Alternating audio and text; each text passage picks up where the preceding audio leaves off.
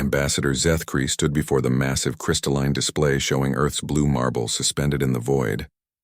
The human delegation had just left the council chambers after another failed petition for membership. Their earnest faces and hopeful speeches echoed in his mind as he watched their primitive chemical rockets disappear into the darkness. Another rejection, muttered Councillor Vexha, her tentacles writhing with what humans might mistake for casual indifference. The humans seemed so disappointed. Zethkri's 4 eyes remained fixed on Earth. They don't understand. They can't understand. The truth was buried so deep in classified archives that only the highest-ranking council members knew it. Earth wasn't rejected because humans were primitive or violent or unworthy. Earth was rejected because the Galactic Council was terrified of what humanity truly represented. It had started 3,000 years ago when the first deep space monitoring stations detected something impossible, radio signals from a small yellow star's third planet. The signals showed evidence of rapid technological advancement, but that wasn't the shocking part. Every species in known space took millions of years to develop, from basic tools to spaceflight. The monitoring data showed humanity had done it in mere centuries. Impossible, the Council's chief scientist had declared back then. No species advances that quickly without external intervention. But the monitors kept watching, and the impossible kept happening. Humans split the atom barely a century after discovering electricity. They reached their moon in the same century they learned to fly. Their population exploded from millions to billions in what amounted to an evolutionary eye blink. The Council sent stealth probes to investigate. What they found defied every law of biological development they knew. Humans were adapting faster than their own technology could advance. Children born into a world of horse-drawn carriages were dying in a world of space stations. Single lifespans witnessed the transformation from agricultural societies to global communication networks. Zethkri remembered reading those first reports as a young analyst. The probe data showed humans working 18-hour days in factories, then going home to study mathematics by candlelight. They saw human soldiers marching through poison gas attacks, then returning home to invent better medicine. Every disaster made them stronger. Every setback made them more determined, sir. Vex's voice brought him back to the present. The humans have submitted another application. They've improved their fusion technology by 30% since last year. Of course they have, Zethkri sighed. File it with the others. The rejection protocols were automatic now. The Council had perfected the art of diplomatic delays, citing insufficient cultural development or technological concerns. They never mentioned the real reason. They never spoke about the classified files that showed human progression curves that broke every known model of species advancement. The worst part was watching the humans blame themselves. Their ambassadors apologized for their violent history and promised to do better. They submitted peace treaties and cultural exchange proposals, desperate to prove they belonged among the stars. They had no idea that their very desperation, their relentless drive to improve and adapt, was exactly what terrified the Council. Zethkri pulled up the latest surveillance reports on his personal display. Earth's population had just crossed 12 billion, yet they were actually reducing their environmental impact through technological innovation. Their cities were becoming greener while growing larger. Their energy became cleaner while their industry expanded. It was like watching a species evolve in real time. The Terran internet has achieved 98% global coverage, he read aloud. Average education levels continue rising despite population growth. Military conflicts at historic lows despite resource pressures. Vexa peered at the data with her sensor stalks. How is that possible? Every other species goes through resource wars during their expansion phase. Because humans don't follow the rules, Zethkri said quietly. They never have. The secret archives contained analysis after analysis trying to explain human development. Some theorists proposed genetic engineering by an unknown precursor race. Others suggested humans were refugees from a destroyed civilization, carrying buried knowledge in their DNA. The most disturbing theory suggested that humans represented a new type of evolution entirely, one that operated on timescales the rest of the galaxy couldn't comprehend. Zethkri had spent decades studying those theories. He'd watched generations of humans live and die while their species transformed around them. He'd seen them survive ice ages and pandemics, world wars and natural disasters. Each catastrophe that should have set them back instead accelerated their progress. What if we're wrong? Vexa asked suddenly. What if they really are ready for membership? Zethkri turned all four eyes toward her, his bioluminescent patches flashing red with alarm. You don't understand what you're suggesting. Every predictive model shows the same outcome. If humans join the Galactic Council, within 50 years they'll dominate it. Within 100 years they'll remake the entire galaxy in their image. Maybe that wouldn't be so bad, she said quietly. Their diplomatic messages speak of cooperation and mutual benefit. Their messages speak of their current values, Zethkri corrected. But humans don't stay the same for long. That's the problem. The humans who join the council won't be the same humans who rule it a generation later. They evolve too quickly for us to predict or control. He pulled up another classified file, one that made his chromatophores pale with remembered fear. Do you know what humans accomplished in their 20th century alone? They went from horse-drawn plows to nuclear weapons, from treating diseases with leeches to transplanting organs, from calculating by hand to building electronic computers. All in 100 years. Vexha's tentacles went still as she absorbed the implications. In 100 years, we barely managed to improve our star drive efficiency by 5%. Exactly. And if current trends continue, humans will achieve faster-than-light travel within the next 50 years. Not the careful, predictable FTL we use, but something new, something we haven't thought of. The surveillance data supported his fears. Human scientists were already theorizing about space-time manipulation and quantum tunneling, on scales that made council physicists nervous. Their mathematics was advancing so rapidly that translation algorithms couldn't keep up with new concepts. So we keep lying to them, Vexha said finally. We keep rejecting their applications and hope they give up. Zethkri's silence stretched long enough that the chamber's automatic systems dimmed the lights. Finally he spoke. We keep lying to them because the truth is impossible to explain. How do you tell a species that they're too successful to join your civilization? How do you explain that their greatest strength is what makes them too dangerous to accept?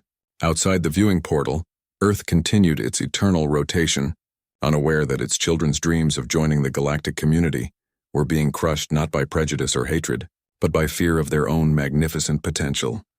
Dr. Elena Rodriguez checked her calculations for the 100th time, as the data stream from the Kepler array confirmed what every astronomer on Earth had suspected for decades. They weren't alone, and the galaxy was full of civilizations that were deliberately ignoring them. The massive radio telescope complex had detected patterns in seemingly natural cosmic radiation, patterns that revealed a vast communication network spanning hundreds of star systems. For 6 months, Elena's team had worked in secret, decoding fragments of what was clearly an interstellar internet. Professor, you need to see this, called Marcus Chen from his workstation. The young graduate student's voice carried a tremor that made Elena's stomach clench with anticipation. She hurried over to his display, where streams of translated text scrolled past in real time. The translation algorithm was crude, managing only partial phrases, but the meaning was becoming terrifyingly clear.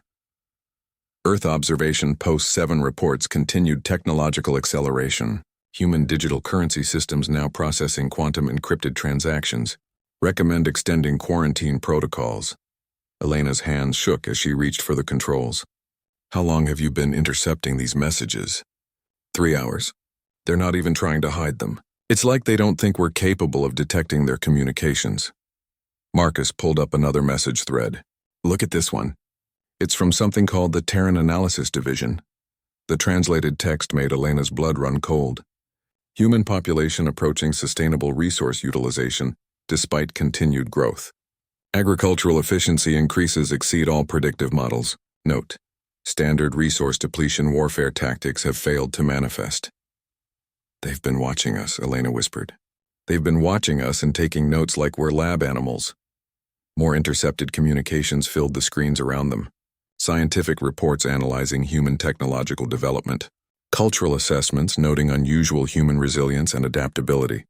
Military intelligence documenting the absence of expected civilization-ending conflicts. Professor, this one mentions specific dates. Marcus highlighted a message from 6 months ago. Human Mars colony achieved food self-sufficiency ahead of schedule. Terraforming techniques show unprecedented efficiency. Recommend continued council intervention to prevent FTL breakthrough. Elena felt the world shift beneath her feet. Council intervention? They've been interfering with our development? The evidence mounted as they dug deeper into the intercepted communications. References to delayed fusion research and misdirected quantum experiments suggested that humanity's scientific progress wasn't just being observed, but actively hindered. No wonder the fusion project keeps hitting dead ends, Marcus muttered, pulling up more files. Every time we get close to a breakthrough, some critical component fails or funding gets redirected. Elena began connecting dots that painted a picture more disturbing than she'd imagined. The mysterious technical problems that had plagued their faster-than-light research projects. The strange coincidences that had prevented several breakthrough discoveries from being published. The brilliant scientists who had died in freak accidents just before announcing revolutionary discoveries. They're not just watching us, she realized. They're controlling us, slowing us down. But why? The intercepted messages spoke of humans with a mixture of fear and admiration that Elena couldn't understand. According to the alien communications, humanity was advancing faster than any known species in galactic history. Their scientific reports described human adaptation and innovation in terms that bordered on religious awe. Look at this transmission, Marcus said, highlighting text from what appeared to be an official report. Human behavior patterns continue to defy sociological predictions. Standard collapse scenarios have failed to materialize despite implementation of traditional pressure factors. Species demonstrates unprecedented ability to transform challenges into accelerated development opportunities. Elena read the message twice before its implications sank in. They've been trying to make us fail, and we keep succeeding anyway. The communication logs revealed a pattern of carefully orchestrated setbacks designed to slow human progress. Economic manipulations that should have caused civilizational collapse but instead drove innovation. Environmental challenges that should have triggered resource wars but instead promoted cooperation and technological solutions. They're terrified of us, Marcus said suddenly. These aren't the communications of a superior species dealing with primitives. They're scared. Elena nodded grimly as she reviewed the translated documents. The aliens wrote about humanity the way humans might write about a rapidly spreading virus or an unstoppable natural disaster. Every human achievement was documented with growing alarm rather than condescension. One particularly chilling report detailed human performance during global crises. Instead of collapsing into chaos as predicted, humans had consistently used disasters as catalysts for rapid advancement. The 2020 pandemic had accelerated medical research by decades. Climate change had driven renewable energy innovation beyond all projections. Even wars had somehow resulted in technological and social progress that outpaced the damage they caused. Professor, I'm seeing references to something called Operation Silent Garden, Marcus said, his voice barely above a whisper. It's mentioned in dozens of these communications. Elena's search algorithms quickly isolated messages related to the operation. What she found made her hands shake with anger and fear. Operation Silent Garden was a comprehensive program to prevent humanity from achieving faster-than-light travel. For the past 50 years, alien agents had been subtly sabotaging human research, redirecting scientific inquiry, and ensuring that critical discoveries remained just out of reach. But the operation was failing. The communications revealed growing panic among the aliens as human scientists approached FTL breakthrough through unexpected paths. Every sabotage effort seemed only to make humans more determined and creative in their approaches. They mention indigenous innovation patterns, Marcus read from one report.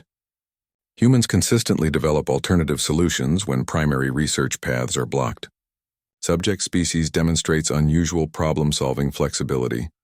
Elena realized that humanity's greatest strength, according to these alien observers, was their refusal to accept defeat. Every setback had driven humans to find different solutions, often better ones than they would have discovered through conventional paths. The most recent communications showed desperation in alien ranks. Human space exploration was accelerating despite all efforts to slow it. Private companies were achieving what government programs had been prevented from accomplishing. Distributed research networks were making it impossible to control all scientific advancement. There's something else, Marcus said, his voice tight with excitement and terror. They mention a council that's been debating what to do about us. Some want to make contact and try to control us directly. Others want to eliminate the threat. Elena's blood went cold. The messages made it clear that humanity was seen as a threat to galactic stability. Not because humans were violent or destructive, but because they were too successful, too adaptable, too willing to keep trying when others would give up. We have to warn people, Marcus said. The government, the scientific community, everyone. Elena shook her head slowly. Who would believe us?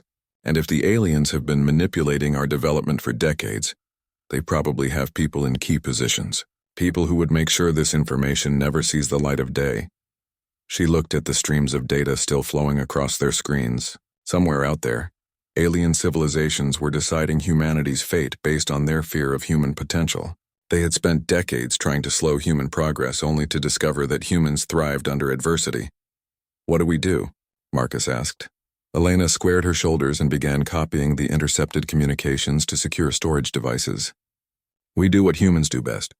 We adapt, we overcome, and we prove that their fears are justified. The irony wasn't lost on her. In trying to prevent humans from becoming a galactic power, the aliens had instead documented exactly why humanity deserved to be among the stars. Now Elena had the proof. The question was whether she could get that proof to the right people before the aliens decided that more direct action was necessary. Captain Sarah Morrison had commanded mining operations on 12 different asteroids, but she'd never seen anything like the object her crew had just dragged into the processing bay. It was definitely artificial, covered in materials that didn't match any known human technology, yet somehow familiar in its design principles. Spectral analysis is complete, Captain, reported Lieutenant Zhang, her science officer. The hull composition includes elements we don't have names for, arranged in molecular structures that shouldn't be stable. But the power signatures match theoretical models from our quantum physics research.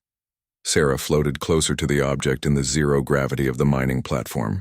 It was roughly cylindrical, about the size of a shipping container, with surface patterns that seemed to shift when she wasn't looking directly at them. Most disturbing were the symbols etched along one side that looked almost like mathematical equations, but written in no human language. Any response to our communication attempts? She asked. Nothing direct, Zhang replied, checking his instruments. But it's definitely reacting to our presence. Power levels are increasing gradually, and there's some kind of scanning beam sweeping through the station. The object had been detected drifting in the asteroid belt's outer edge, moving too slowly to be debris from any known human mission. Sarah's crew had assumed it was some kind of experimental probe that had gone off course, but the closer they examined it, the less human it seemed. Captain, I'm getting structured data transmission, announced communications specialist Rivera. It's using our own quantum encryption protocols, but the information architecture is completely foreign. Sarah felt a chill run down her spine. You're saying it learned our encryption methods just by scanning our systems? That's exactly what I'm saying. And it's trying to communicate using mathematical principles we've only theoretical access to. Rivera's voice carried a mixture of excitement and fear. Captain, I think this is alien technology. The mining platform's crew gathered in the main bay to examine their discovery. What they found challenged everything they thought they knew about humanity's place in the universe. The alien device wasn't just advanced technology. It was technology specifically designed to interface with human systems. Dr. Yuki Tanaka, the platform's xenobiology specialist, ran her scanners over the object's surface. The molecular structure is adaptive. It's literally changing its composition to be more compatible with our scanning equipment. This isn't just alien technology. It's technology designed to communicate with us. That's impossible, Sarah said. This is the first confirmed alien contact in human history. No, Dr. Tanaka replied quietly, studying her readings. I don't think it is. The data stream from the alien device began resolving into recognizable patterns. Mathematical formulas that human scientists had discovered decades ago. Physical constants that matched human measurements exactly. And something else that made the entire crew fall silent. It's transmitting human DNA sequences, Rivera announced. Complete genetic profiles, but not from anyone alive. These genetic patterns are from humans who died centuries ago. Sarah's mind raced through the implications. How could an alien device have human genetic information from people who lived before space travel? The answer came in the form of additional data transmissions that painted a picture too vast and terrifying for any of them to fully comprehend. Star charts showing human colonies that didn't exist yet. Technical specifications for technologies humanity was still developing. And most disturbing of all, what appeared to be observation logs spanning thousands of years. "Captain," Zhang said, his voice barely steady, "this device contains detailed records of human development going back to the Bronze Age. Social patterns, technological advancement, population genetics, everything. The alien probe had been watching humanity for millennia, recording every aspect of human civilization with scientific precision. But the data suggested something even more unsettling. The observations weren't random scientific curiosity. They were part of a comprehensive monitoring program designed to predict and control human development. Dr. Tanaka discovered interface ports that perfectly matched human technology standards, despite being built from completely foreign materials. This probe was designed to be found by us, at this exact stage of our technological development. The aliens knew we would have the capability to recover and examine it. Why? Sarah asked. Why reveal themselves now? The answer came in the form of a massive data download that overwhelmed their systems. Technical specifications for faster-than-light travel, but not using any methods human scientists had considered. Energy manipulation techniques that could revolutionize human civilization. Medical technologies that could extend human lifespans indefinitely. It's giving us the keys to the galaxy, Rivera whispered. But why? Dr. Tanaka had been analyzing the probe's data architecture and found something that made her stomach turn. Because they're running out of options. According to these files, they've been trying to slow our development for decades and nothing has worked. The probe's database contained records of alien interference in human affairs, sabotaged research projects, redirected funding, mysterious accidents that had prevented breakthrough discoveries. But for every effort to slow human progress, the records showed humans finding alternative paths that often led to even greater advances. Look at this, Zhang said, highlighting a section of the data stream. They tried to prevent us from developing nuclear power by causing key researchers to have accidents. Instead, we developed it faster because the setbacks forced us to approach the problem from multiple directions simultaneously. The pattern was clear in the alien records. Every attempt to control or slow human development had backfired, making humans more resilient, more innovative, and more determined to succeed. The aliens had created exactly the opposite of what they intended. They're scared of us, Sarah realized. This probe isn't first contact. It's a peace offering. The final data transmission confirmed her suspicions. A message written in perfect English, transmitted using human communication protocols, containing an offer that would reshape human understanding of their place in the universe. To the species known as human, the message read, "Your rapid technological advancement and unusual adaptability have brought you to the attention of the Galactic Council. Previous attempts to guide your development have proven unsuccessful. We offer these technologies as a gesture of mutual cooperation and hope for peaceful coexistence among the stars." But buried in the technical specifications was something more revealing, notes and warnings about human capabilities that read like classified intelligence reports, references to unprecedented adaptation rates and unpredictable innovation patterns that made it clear the aliens viewed humans not as potential allies, but as an emerging threat they hoped to appease. "They're trying to buy us off," Dr. Tanaka said.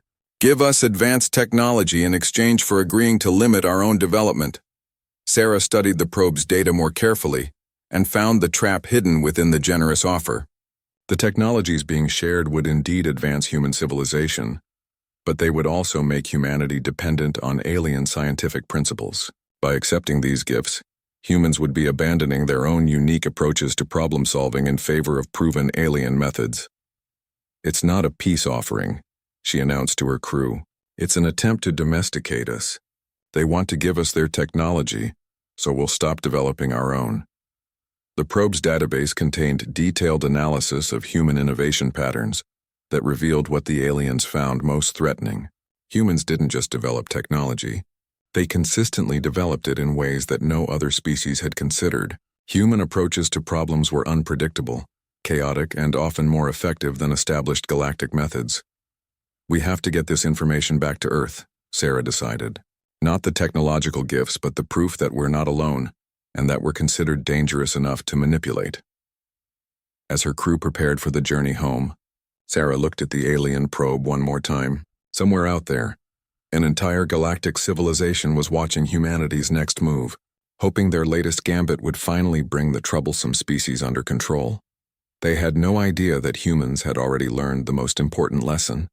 Never trust anyone who claims to offer you everything you want, especially when they're afraid of what you might accomplish on your own.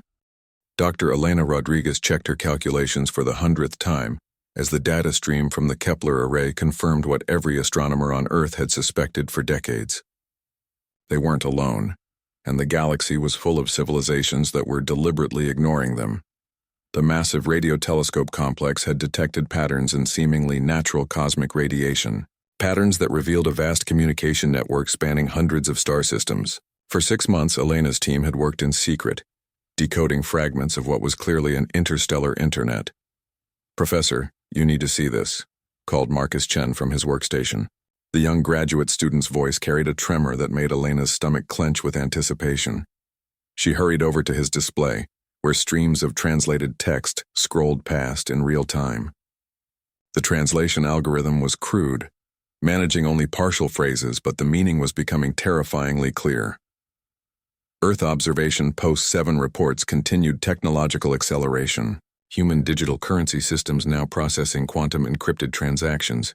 Recommend extending quarantine protocols. Elena's hands shook as she reached for the controls. "How long have you been intercepting these messages?" 3 hours. They're not even trying to hide them. It's like they don't think we're capable of detecting their communications. Marcus pulled up another message thread. "Look at this one. It's from something called the Terran Analysis Division." The translated text made Elena's blood run cold. Human population approaching sustainable resource utilization despite continued growth. Agricultural efficiency increases exceed all predictive models. Note: standard resource depletion warfare tactics have failed to manifest. "They've been watching us," Elena whispered. "They've been watching us and taking notes like we're lab animals." More intercepted communications filled the screens around them. Scientific reports analyzing human technological development. Cultural assessments noting unusual human resilience and adaptability. Military intelligence documenting the absence of expected civilization-ending conflicts. "Professor, this one mentions specific dates." Marcus highlighted a message from 6 months ago. Human Mars colony achieved food self-sufficiency ahead of schedule. Terraforming techniques show unprecedented efficiency. Recommend continued council intervention to prevent FTL breakthrough. Elena felt the world shift beneath her feet. Council intervention? They've been interfering with our development? The evidence mounted as they dug deeper into the intercepted communications. References to delayed fusion research and misdirected quantum experiments suggested that humanity's scientific progress wasn't just being observed, but actively hindered. "No wonder the fusion project keeps hitting dead ends," Marcus muttered, pulling up more files. "Every time we get close to a breakthrough, some critical component fails or funding gets redirected." Elena began connecting dots that painted a picture more disturbing than she'd imagined. The mysterious technical problems that had plagued their faster-than-light research projects. The strange coincidences that had prevented several breakthrough discoveries from being published. The brilliant scientists who had died in freak accidents just before announcing revolutionary discoveries. "They're not just watching us," she realized. "They're controlling us," slowing us down. But why? The intercepted messages spoke of humans with a mixture of fear and admiration that Elena couldn't understand. According to the alien communications, humanity was advancing faster than any known species in galactic history. Their scientific reports described human adaptation and innovation in terms that bordered on religious awe.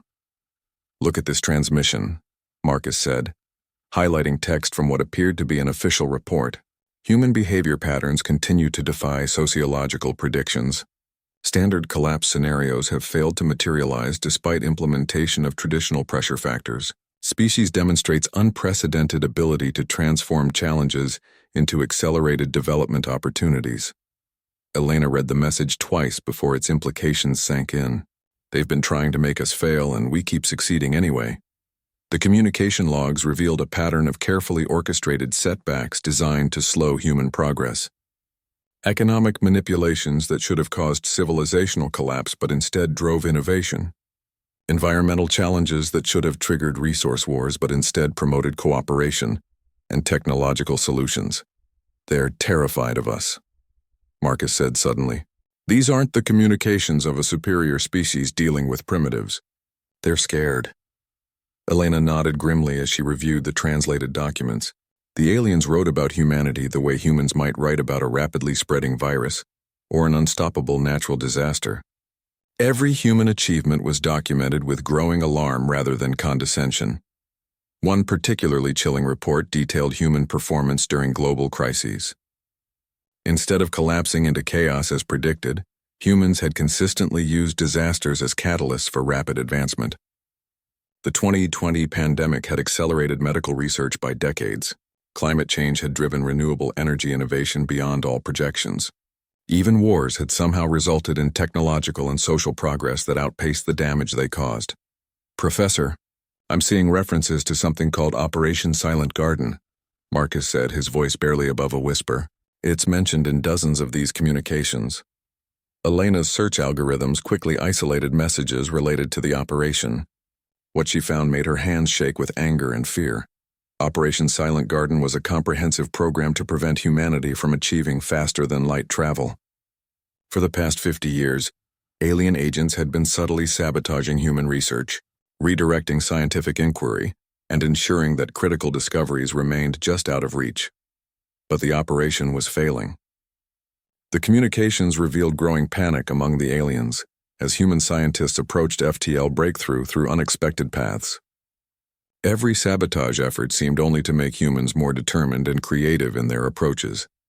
They mention indigenous innovation patterns, Marcus read from one report. Humans consistently develop alternative solutions when primary research paths are blocked. Subject species demonstrates unusual problem-solving flexibility. Elena realized that humanity's greatest strength, according to these alien observers, was their refusal to accept defeat. Every setback had driven humans to find different solutions, often better ones than they would have discovered through conventional paths. The most recent communications showed desperation in alien ranks. Human space exploration was accelerating despite all efforts to slow it. Private companies were achieving what government programs had been prevented from accomplishing. Distributed research networks were making it impossible to control all scientific advancement. There's something else, Marcus said, his voice tight with excitement and terror. They mention a council that's been debating what to do about us. Some want to make contact and try to control us directly. Others want to eliminate the threat. Elena's blood went cold. The messages made it clear that humanity was seen as a threat to galactic stability, not because humans were violent or destructive, but because they were too successful, too adaptable, too willing to keep trying when others would give up. We have to warn people, Marcus said. The government, the scientific community, everyone. Elena shook her head slowly. Who would believe us? And if the aliens have been manipulating our development for decades, they probably have people in key positions. People who would make sure this information never sees the light of day. She looked at the streams of data still flowing across their screens. Somewhere out there, alien civilizations were deciding humanity's fate based on their fear of human potential. They had spent decades trying to slow human progress only to discover that humans thrived under adversity. What do we do? Marcus asked. Elena squared her shoulders and began copying the intercepted communications to secure storage devices. We do what humans do best. We adapt, we overcome, and we prove that their fears are justified. The irony wasn't lost on her. In trying to prevent humans from becoming a galactic power, the aliens had instead documented exactly why humanity deserved to be among the stars. Now Elena had the proof. The question was whether she could get that proof to the right people before the aliens decided that more direct action was necessary. Dr. Maya Patel stared at the equations floating in her holographic display, her mind racing through implications that would have seemed impossible 6 months ago. The alien probe's database had inadvertently provided humanity with something far more valuable than advanced technology, a complete understanding of how galactic civilizations approached scientific development. They're incredibly methodical, she explained to her research team at the International Space Research Consortium. Every alien species follows the same basic pattern. They develop a few core technologies very thoroughly, then spend centuries perfecting incremental improvements. They're stable, predictable, and safe. Her colleague, Dr. James Rodriguez, highlighted another section of the alien scientific methodologies. and completely inflexible. Look at their approach to faster-than-light travel. They've used the same basic principles for over 10,000 years, making tiny improvements but never questioning the fundamental assumptions. Maya had spent months analyzing the alien technological frameworks hidden within the probe's generous gift of advanced technologies. What she found was a trap more subtle than anyone had imagined. The aliens weren't trying to control humanity through dependence. They were trying to make humans think like aliens. Their technologies are incredibly advanced, she continued, but they're also incredibly limiting. Every solution follows strict logical progressions with no room for intuitive leaps or chaotic innovation. If we adopt their methods, we become as predictable as they are. The research team had been tasked with finding a way to achieve faster-than-light travel without using alien principles. It seemed impossible until Maya realized that humans had been approaching the problem completely wrong. They had been trying to follow logical scientific progression when they should have been embracing the chaotic creativity that made them unique. What if we stop trying to understand space-time and start trying to break it? She proposed during their morning briefing. The suggestion would have been dismissed as unscientific by any alien researcher, but her human team immediately began exploring the implications. Instead of gradually manipulating space-time according to established physical laws, what if they simply ignored those laws entirely? The aliens assume that faster-than-light travel requires sophisticated understanding of multidimensional physics, Dr. Rodriguez noted. But what if it doesn't? What if there's a brute force approach they've never considered because it seems too crude? Maya's breakthrough came from studying human technological history rather than alien science. Humans had consistently achieved impossible things by refusing to accept that they were impossible. They had flown before understanding aerodynamics. They had built computers before understanding quantum mechanics. They had reached space before mastering orbital mechanics. "We don't need to understand how faster-than-light travel works," she announced to the stunned research team. "We just need to make it happen." The approach violated every principle of careful scientific advancement that had guided galactic civilization for millions of years.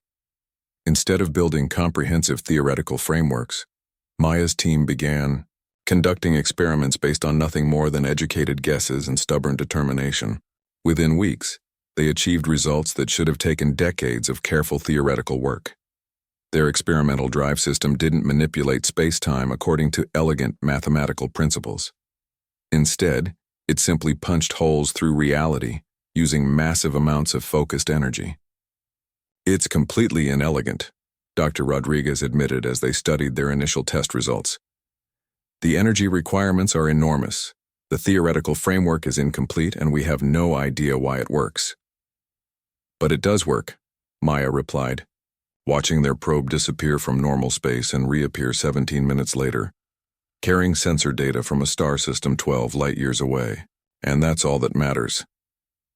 The news of their breakthrough spread through the scientific community faster than their own FTL communications. Within days, teams around the world were building their own versions of the crude but effective drive system. Each group made improvements and modifications, creating a dozen different approaches to faster-than-light travel. This is what the aliens fear, Maya realized as she watched the explosion of innovation. Not that we'll become powerful, but that we'll become unpredictable.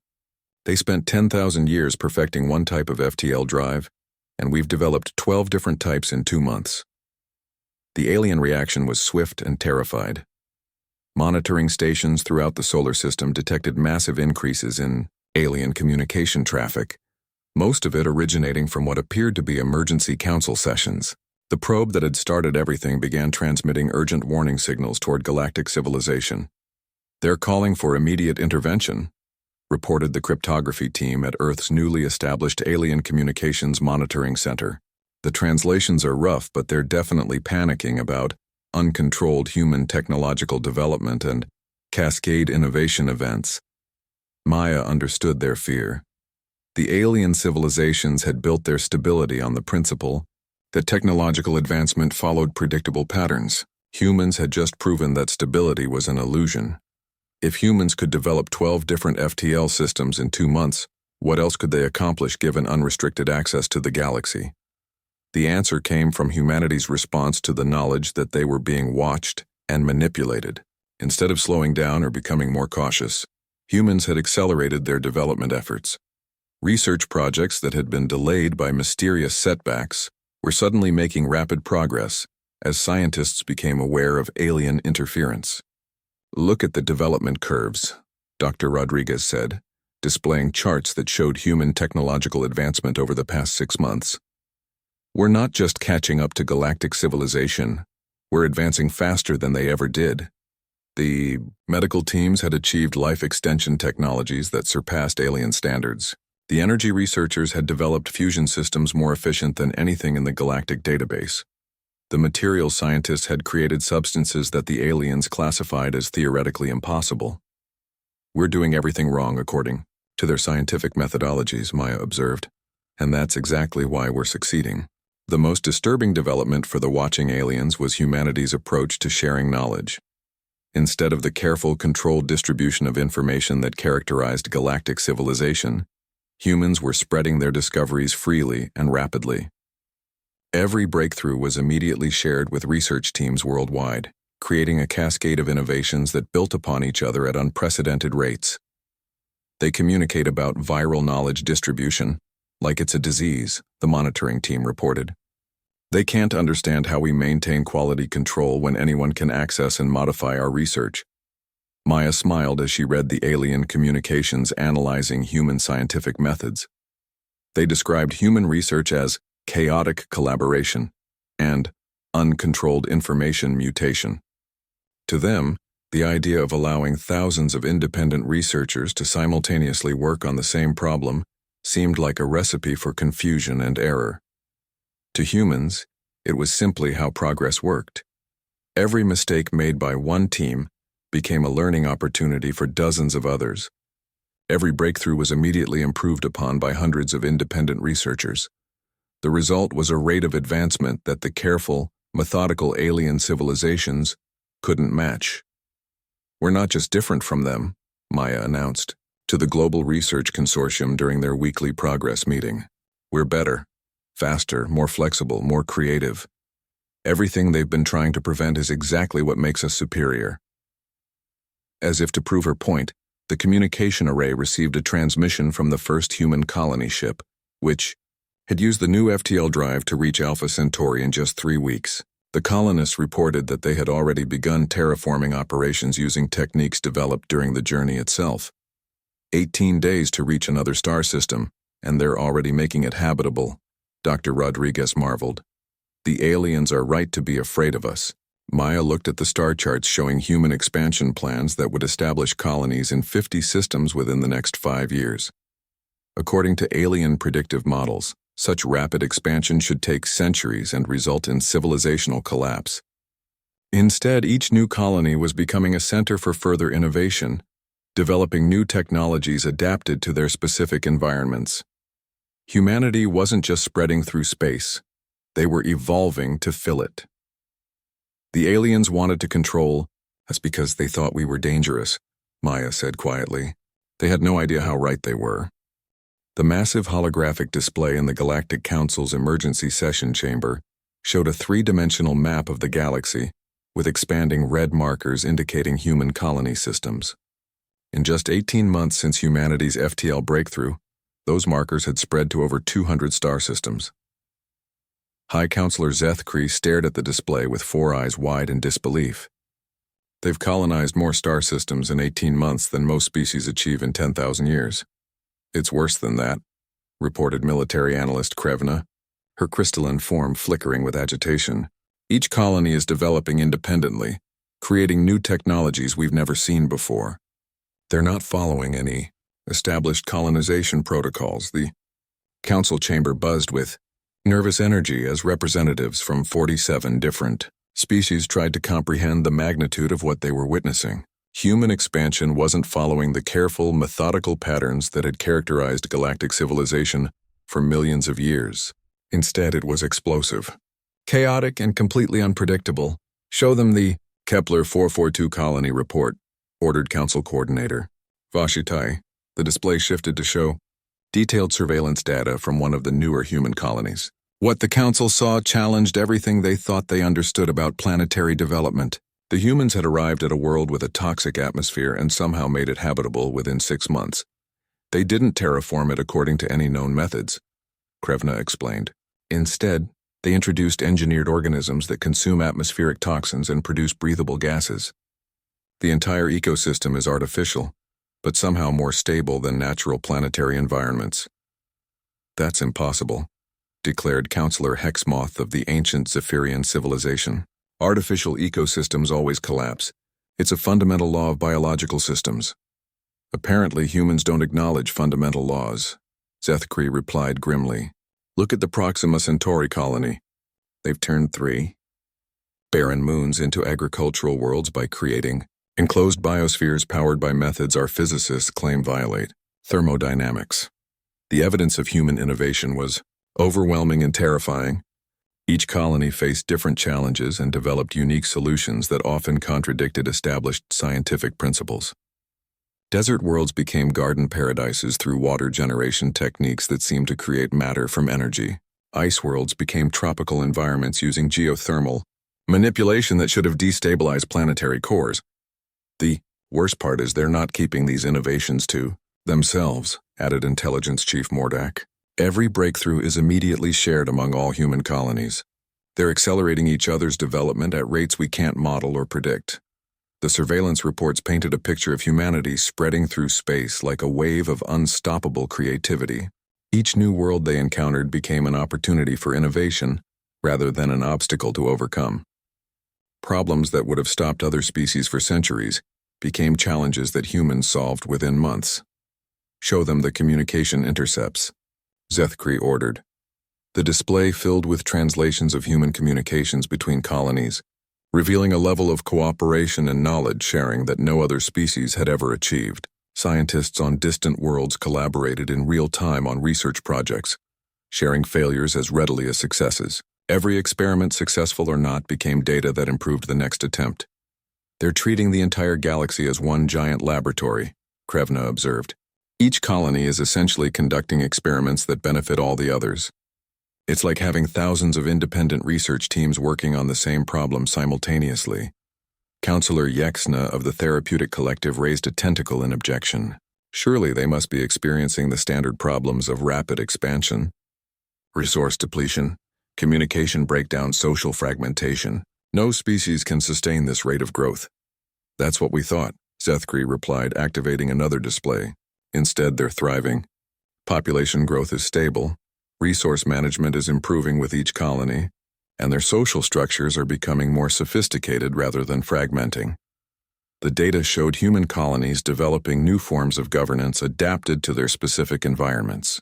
Ocean worlds developed fluid democratic systems where decisions flowed like currents. High-gravity worlds created compressed hierarchies where leadership was based on ability to function under stress. Each system was unique, yet somehow compatible with human civilization as a whole. They're not just adapting to new environments, military strategist Kolvex noted with growing alarm. They're evolving into them. We have reports of human populations developing enhanced lung capacity for thin atmospheres, improved radiation resistance for high-energy environments, and enhanced cognitive processing for complex orbital habitats. In 18 months, Hexmoth's ancient voice cracked with disbelief. Evolutionary adaptation takes millennia, not months. For every other species, yes, Zethkri acknowledged. But humans seem to be accelerating their own evolution through conscious modification and technological integration. They're becoming something new. The most disturbing reports came from human colonies that had encountered alien ruins or abandoned technology. Instead of carefully studying these artifacts according to established archaeological protocols, humans simply incorporated useful elements into their own developing technologies. Ancient alien power sources became components in human energy grids. Abandoned data storage systems became part of human computer networks. They're not just stealing our technology, complained Counselor Rekval. They're making it better. The abandoned Zerion power core at Tau Ceti is now producing 30% more energy than when the Zerions were using it. Because humans don't respect the limitations we build into our technology, Zethkri explained. They modify everything they encounter, often improving it in ways the original creators never considered. The intelligence reports revealed that human engineers had a disturbing tendency to look at any technology and immediately ask how it could be improved, modified, or combined with something else. Ancient alien artifacts that had remained unchanged for millions of years were being transformed into hybrid technologies that their creators wouldn't recognize. "What about the diplomatic initiatives?" asked Counselor Femtra. "Have any human colonies responded to our contact attempts?" The answer came from the Council's diplomatic corps, who had spent months trying to establish formal relations with human colonies. The results were both encouraging and deeply unsettling. "The humans are friendly and cooperative," reported Chief Diplomat Jan Kohl. "But they don't understand the concept of technological restrictions or development limitations. When we offer them advanced technologies in exchange for agreeing to follow galactic development protocols, they thank us politely and then improve our technologies beyond our own specifications." Several alien civilizations had attempted to establish mentor relationships with human colonies, offering guidance and advanced knowledge in exchange for human agreement to slow their development to manageable rates. Every such attempt had backfired spectacularly. The Cortani hegemony offered to share their mastery of gravity manipulation with the human colony at Wolf 359. Jan Kohl continued. Within 3 months, the humans had developed gravity technologies that made Cortani methods look primitive. They then offered to share their improvements with the Cortani, who declined out of pride and fear. "Fear of what?" asked Hexmoth. "Fear of becoming obsolete," Zethkri answered. "The humans aren't just advancing beyond our technologies. They're making our entire approach to technological development seem outdated and inefficient." The final report came from the Council's Long-Range Planning Division, whose predictive models painted a future that made the assembled representatives shift nervously in their various forms of seeding. Current projection models suggest that within 50 years, human technology will surpass our own in most major categories, announced senior analyst Pex Wei.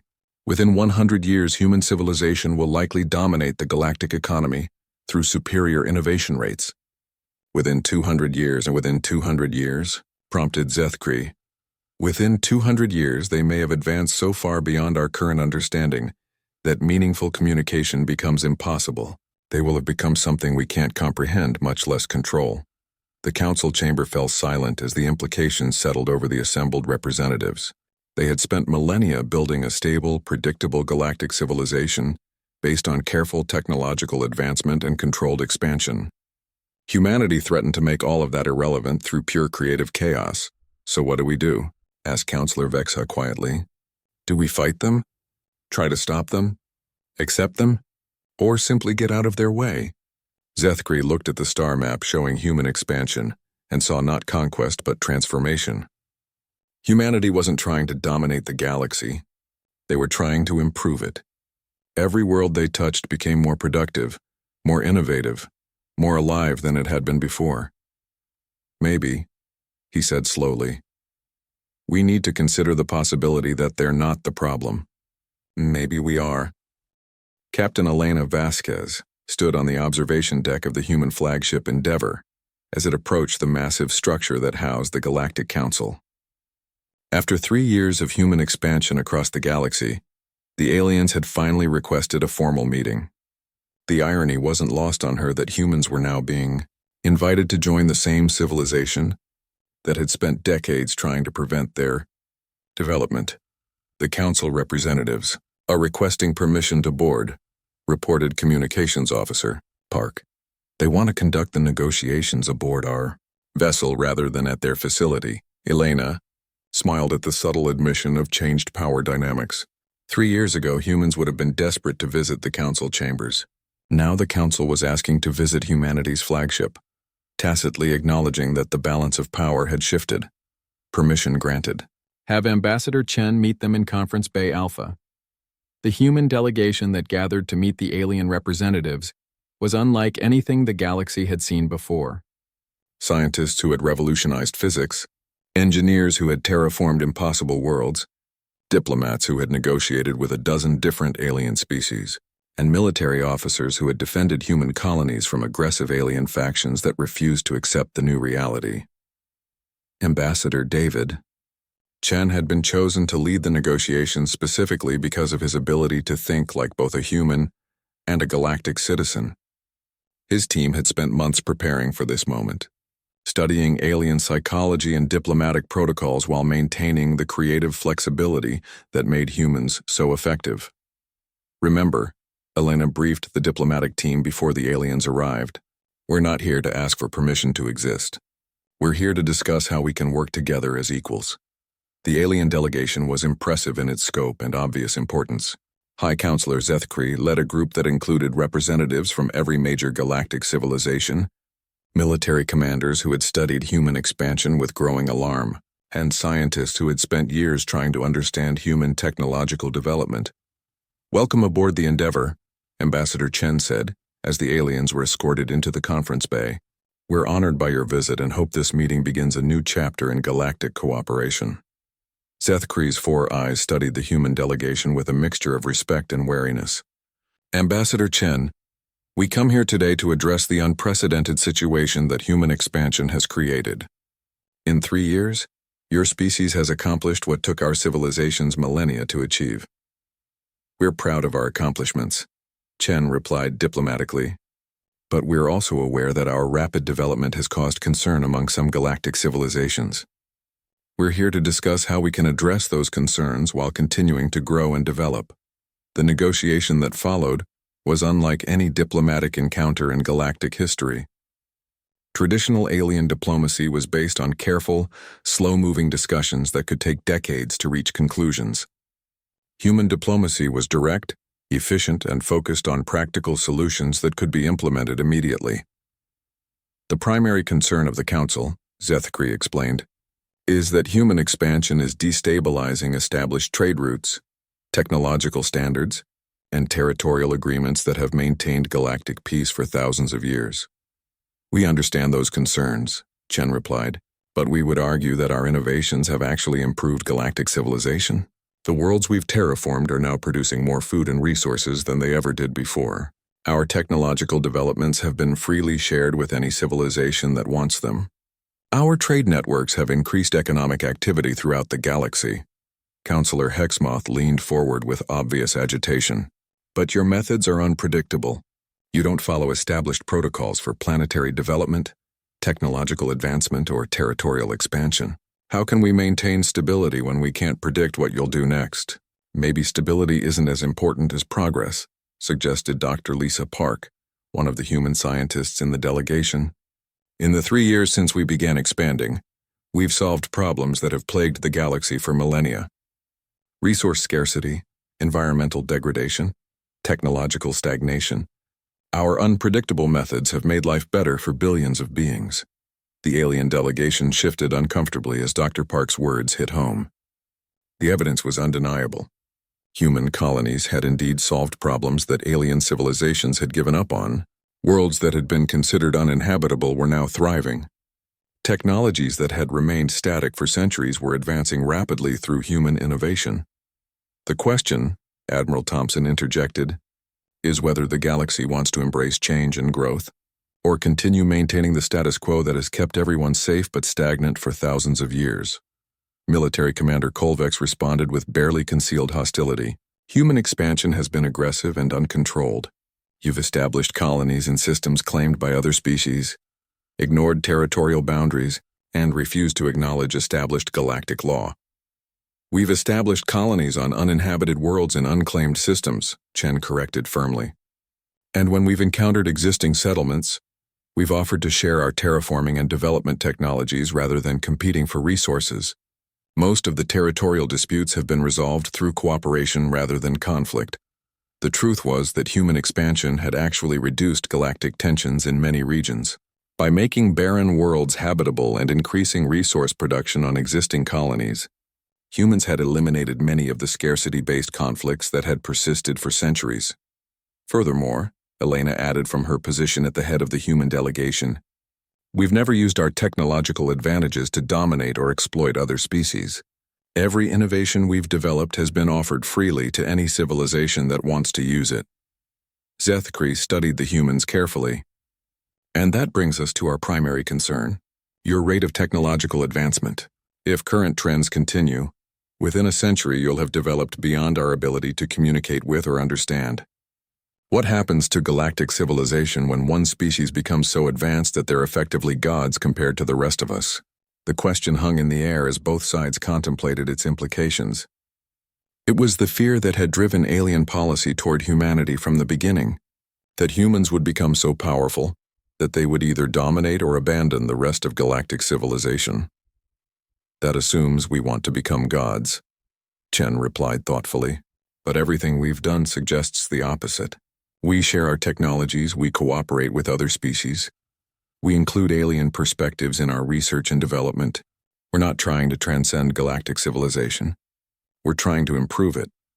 Dr. Park activated a holographic display showing human colony development over the past 3 years. Look at the pattern of our expansion.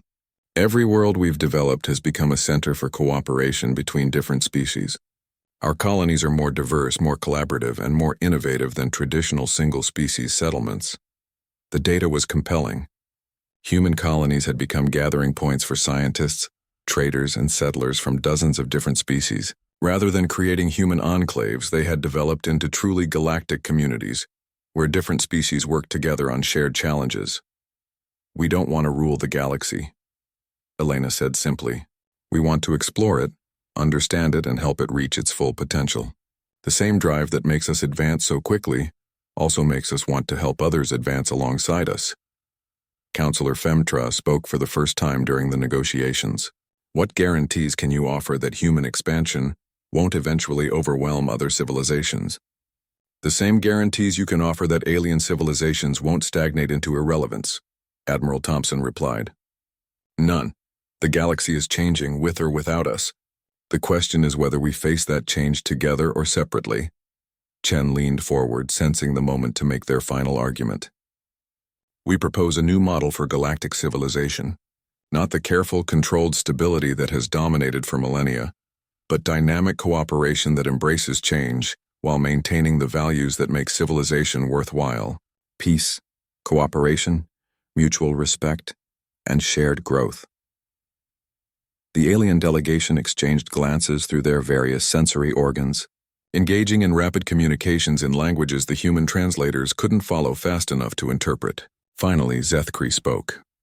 The Council is prepared to offer humanity full membership in galactic civilization, with representation proportional to your territorial holdings and technological contributions. And in exchange? Chen asked. Nothing, Zethkri replied, his bioluminescent patches flickering with what humans had learned to recognize as resigned acceptance. We've realized that trying to control or limit human development is not only impossible, but counterproductive. You're going to continue expanding and innovating regardless of what we do. The question is whether we participate in that growth or get left behind. Elena SMS new driving force. Then we accept, Chen.